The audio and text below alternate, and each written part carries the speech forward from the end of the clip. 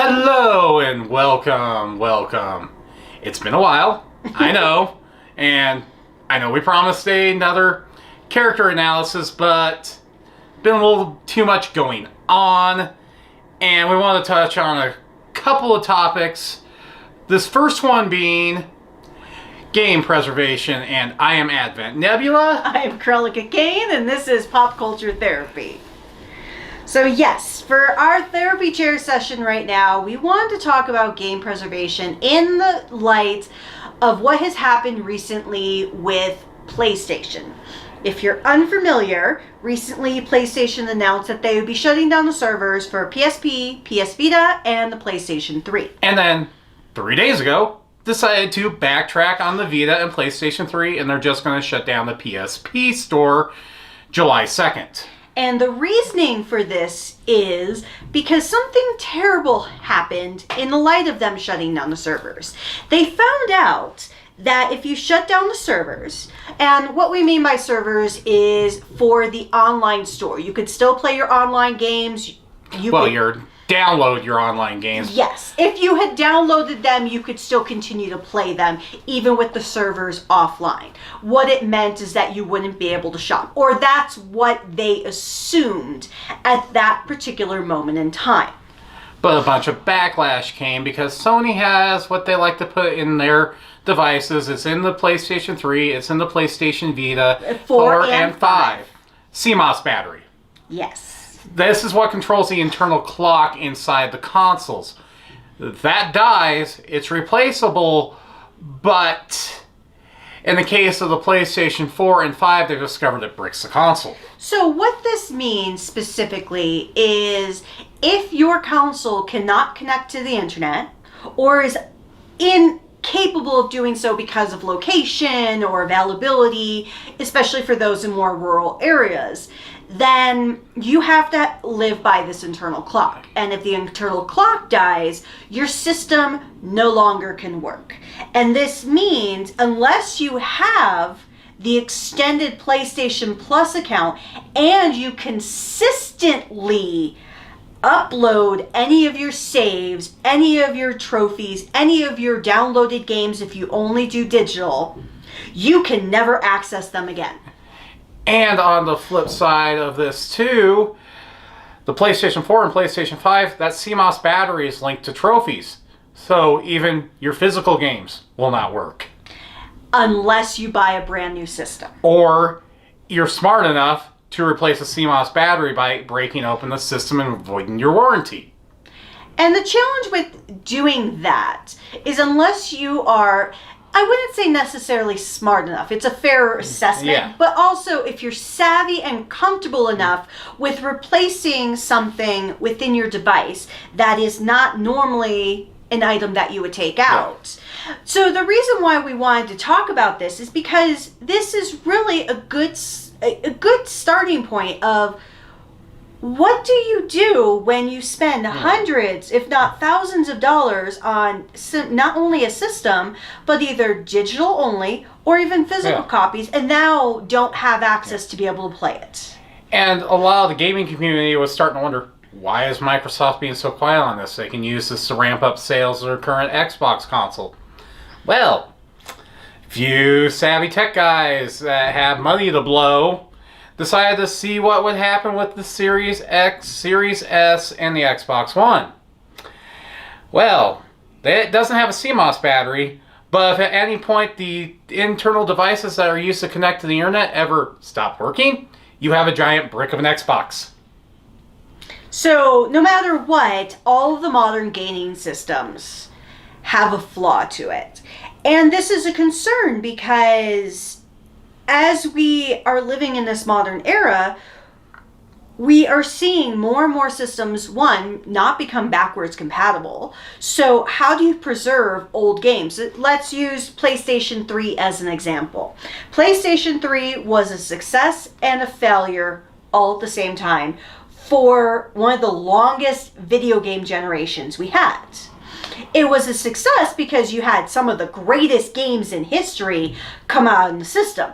It's a failure because the technology doesn't exist anymore to either reproduce those PlayStation 3s. Unless somebody's able to jailbreak the console. Exactly. Or the games would have to be completely remade for a new generation. Which you're seeing with some of the games right now. If it was but we've gotten some remasters on PlayStation 3 games that have their source code that was actually designed to be able to be preserved. Yes, but some of those more indie games like Lollipop Chainsaw and things like that, I don't foresee them. Suda51's not known for his studio saving the game files, except for on his older stuff like the Silver Case. So with that said, how do you preserve games? We are seeing an advent, no pun intended towards your name, but we're seeing a lot of game companies bring their mini systems like they've done for the PS1 or for the N64 and the original Nintendo. Because the N64 comes out this year with a mini. And so they're bringing out these mini consoles that have select games. They're emulated too. Because a lot of the stuff has only been preserved by emulation, and a lot of these companies have noticed that, and they still own the IP, so they fork them over onto this. The emulator community on PC is what's keeping a lot of game preservation of your older games alive, because back in the day when games were on cartridges, CMOS batteries were the only way to keep those cartridges running. And yes, you still have cartridge games still able to run today, but once those CMOS batteries die inside, either you gotta find out some way to track down a replacement and be comfortable breaking open the cartridge, or you're stuck with emulation on these older games. And that means that the preservation, I would say very similar to like old media for classic television for the 50s and 60s, is very minimal because no one expected, just like with television, for it to take off to the extent it did. And as we keep on getting into more modern systems, preservation is very hit or miss. And with a lot of the modern games, you can't easily emulate They're just starting to figure out how to emulate PlayStation 3 games. Vita games started to get emulated a few years back. PSP library has been almost entirely emulated. Well, yes, but those were very similar to like the GameCube level games. So those were... But your modern gaming that started with Generation 8 and 9's just started. Outside of Switch games, nobody's figured out emulation on the stuff. Well, and I think the challenge with emulation is, at least with a lot of the older games, and I'm going to include PSP, even though it is fairly modern, is due to the fact that they were much smaller games. Yeah. Most of the games, even pre-Vita or pre-PSP, were at most a half a gig to a gig in total size. Largest ones I've seen is 5 gigs. And that's pretty common. Whereas now, your modern games can be up to 200 gigs at times. The most recent Call of Duty with all the DLC is over 400 gigs. I'm not surprised. And so with that, you have to decide, especially if you are going that digital-only format, how are you going to preserve your games? Because PC, you have a little bit more flexibility to do so, but if you go console only, you are very limited. Yeah. PC, you can always get another hard drive and just keep storing on the server hard drives in your own home. While you could technically do that to a minimal degree with consoles, it's very iffy on if it would work. With a lot of the systems, you can replace the hard drives, but even then, you have to be very careful, because the moment you replace that hard drive, if it crashes, you're lost. And so with game preservation, the fear of it in this day and age is, with more people becoming engaged in it, there's a larger requirement to ensure that you can preserve the games. And with Generation 8 being the longest running generation and still not being able to preserve everything from it is very concerning. Yeah, we're now with the PlayStation 5 and the new Xbox, the rumored Switch coming out.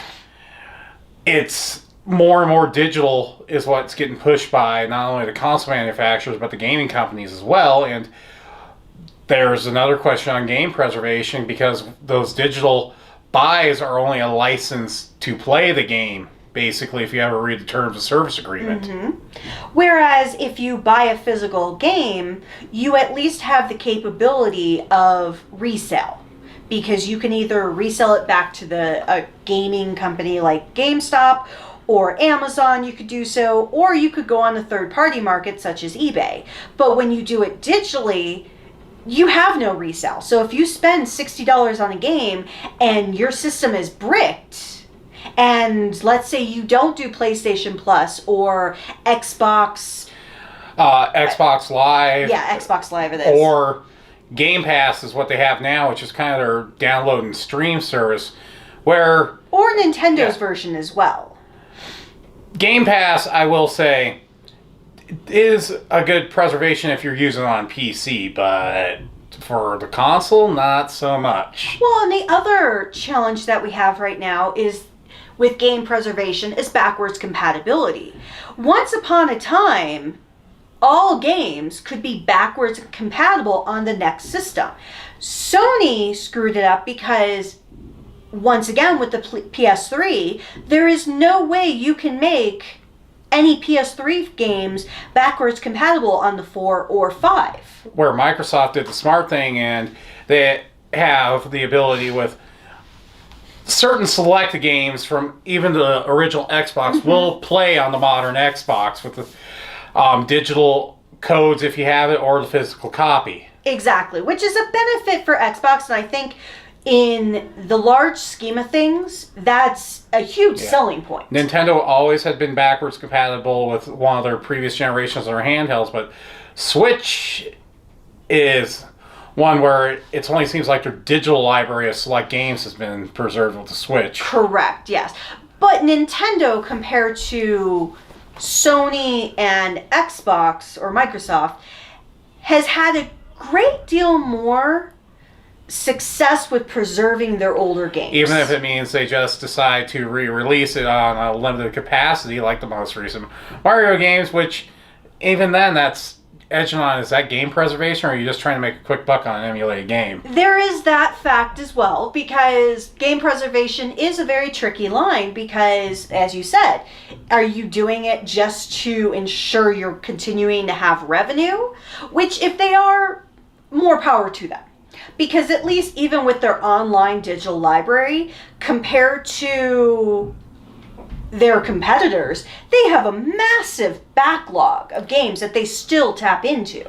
Yeah. Whereas Sony, they do, but it kind of feels like it's on a rotating spectrum. Well, and ever since Jim Ryan took over as CEO at Sony's PlayStation division, his comments of he doesn't understand why people play old games when the mechanics of new ones are so much better just goes to show that this Frenchman is out of touch.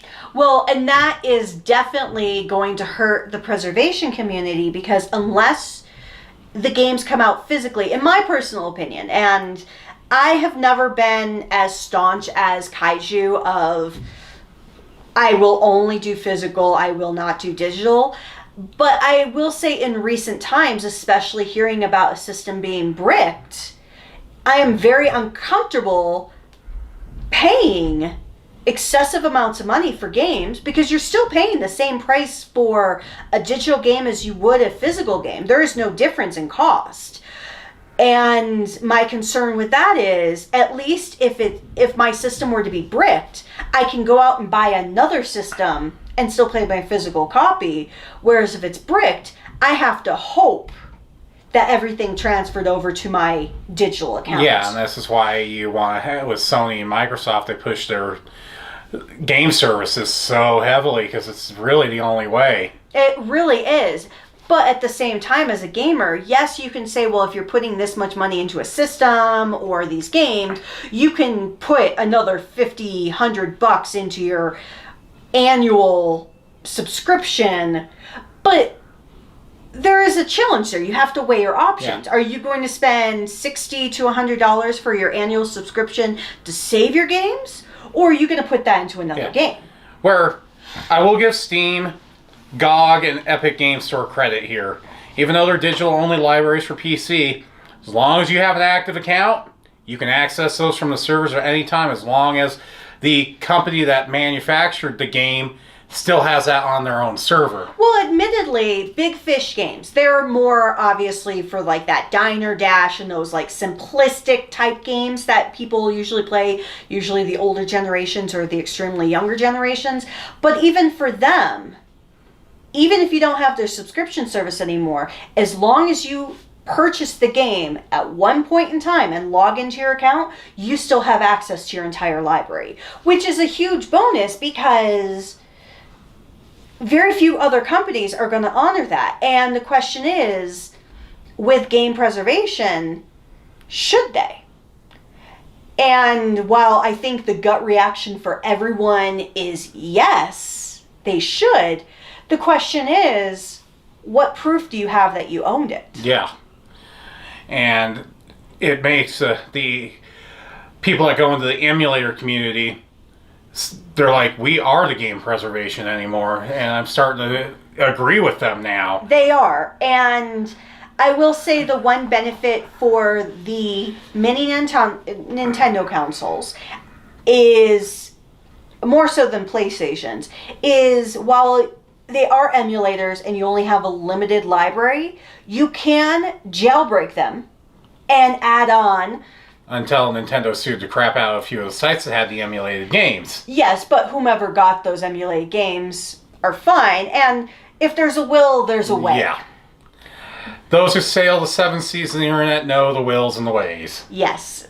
I don't think of it as really the dark web, and I don't condone illegal usage, because obviously you want to support legitimate businesses, but at the same time, to be fair, if that's the only way, like absolutely no other choice in the world, but that's the only way you can access these games, then you have to do what you have to do. Yeah, because a lot of what's happened with a resurgence of games that have never come westward with fans translations, unless it has a PC port, it's usually emulated with a fan translation. Well, we were talking about this not too long ago with just the Yakuza series. And this is a pure example of preservation.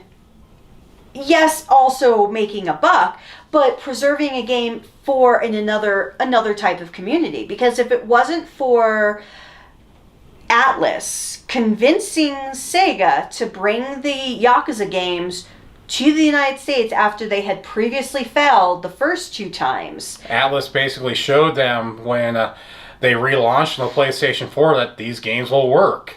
And I think that's important because that's an element of preservation. It's not just preserving for the entire world. While that's great and all, and we do want that, that's what a lot of these emulating services do, we also have to consider preservation for audiences that never had the chance to play these games.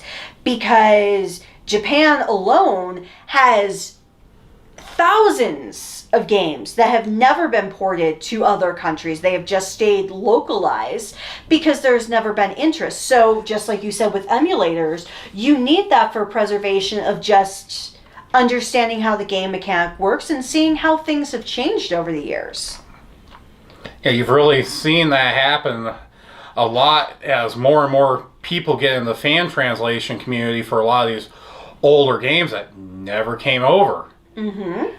And you're seeing a lot of fans get really passionate about this, and it's a lot of your visual novels.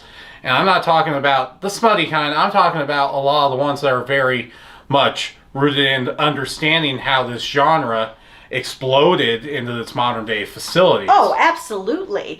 Because honestly, like Professor Layton, Phoenix Wright, those are visual novel games that if it wasn't for their predecessors, just even with like Danganronpa, we would never have what we have. Yeah.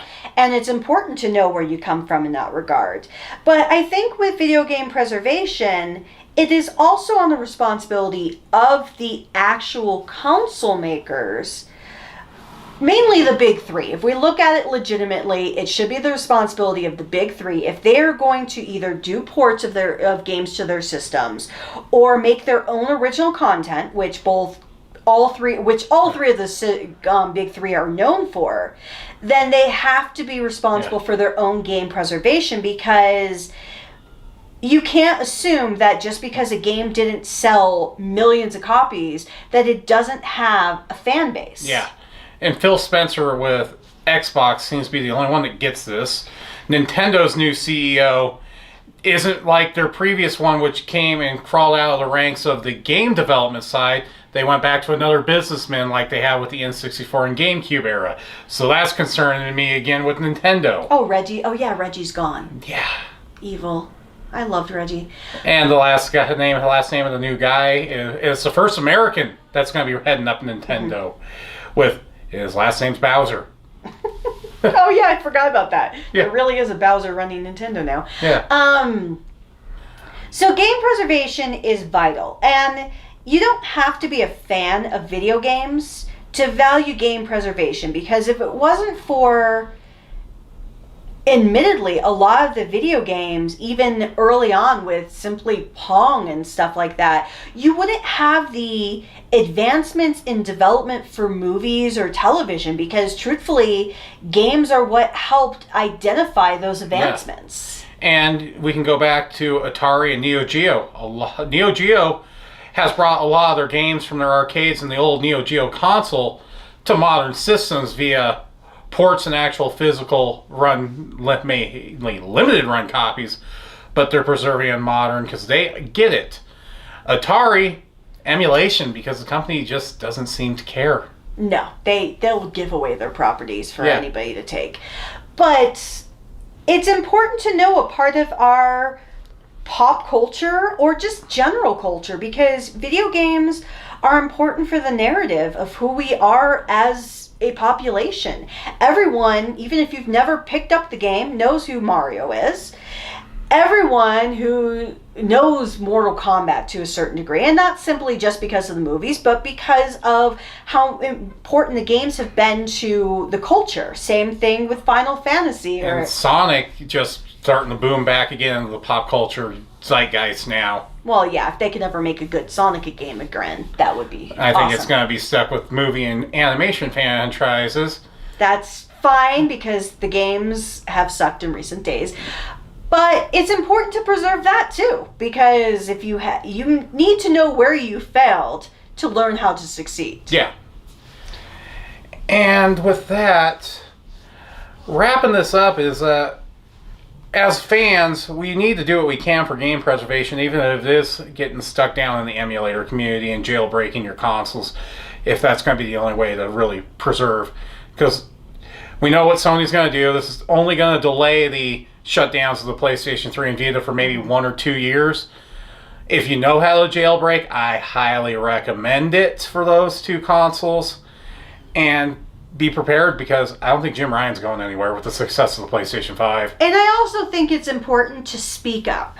And I'm not thinking of just like Jim Sterling speaking up. He's great. I love his reviews and everything like that. And the same thing with Angry Joe.